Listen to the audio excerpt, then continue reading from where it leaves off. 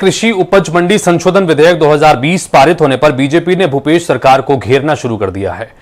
IANS 24/7 से बातचीत में बीजेपी के राष्ट्रीय उपाध्यक्ष डॉक्टर रमन सिंह ने कहा कि नया कृषि कानून विधि सम्मत नहीं है।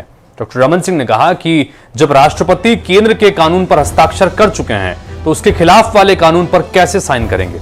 इसी मुद्दे को लेकर डॉक्टर रमन सिंह से खास बातचीत की हमारे संवाददाता ने।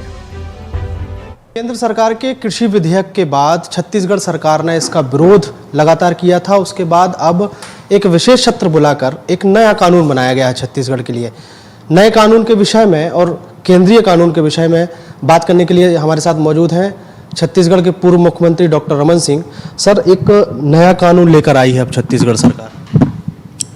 नया कानून लाई तो है, मगर नए कानून के बारे में विधानसभा की चर्चा के दौरान बहुत स्पष्ट रूप से ये बात सामने हम लोगों ने रखने का प्रयास किया है कि ये कानून सम्मत है भी नहीं और एक प्रकार से विधायकों का समय और विधानसभा का समय बर्बाद करने जैसा विषय है, क्योंकि स्पष्ट रूप से ये प्रावधान साफ शब्दों में लिखा गया है।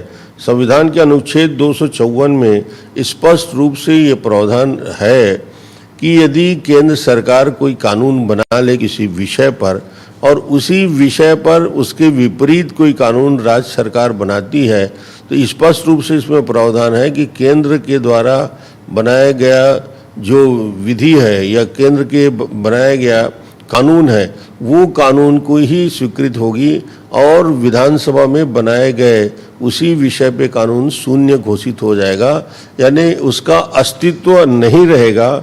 और ये बड़ा स्पष्ट है संविधान के अंदर राज्य द्वारा विधि बनाए जाने के पश्चात भी यदि केंद्र कोई विधि उसी विषय पे बनाती है, राज्य पहले बना ले उसके बाद उसी विषय पे केंद्र सरकार यदि कोई विधि बनाती है तो केंद्र की विधि प्रभावी रहेगी, राज्य की विधि समाप्त हो जाएगा। इस परिप्रेक्ष्य में यही कहूँगा कि ये विधि सम्मत नहीं है, केंद्र के विधि के प्रावधान के विपरीत है और विधि प्रभाव नहीं हो सकता। इसलिए संपूर्ण कार्रवाई केवल राजनीतिक उद्देश्य के पूर्ति के लिए किया गया है। ये जाएगा यहाँ से गवर्नर के माध्यम से राष्ट्रपति के पास। जब राष्ट्रपति जी ने ऑलरेडी केंद्र सरकार के कानून में हस्ताक्षर करके उसको कानून बना दिया है तो क्या राष्ट्रपति उसी कानून को फिर से वापस करेंगे? ये संभव ही नहीं है और ये कभी होता नहीं है। ऐसे कानून सिर्फ राजनीतिक उद्देश्य के लिए भूपेश की जिद कि मैं कानून बना के दिखाऊंगा। कानून बनाना विधानसभा में बहुमत है, आप कोई भी कानून बना दो, मगर उसकी वैधानिकता ही नहीं है तो आप कानून बना के उसका औचित्य क्या है? ये विधानसभा का समय की बर्बादी है, तो अब उसकी ज़रूरत नहीं।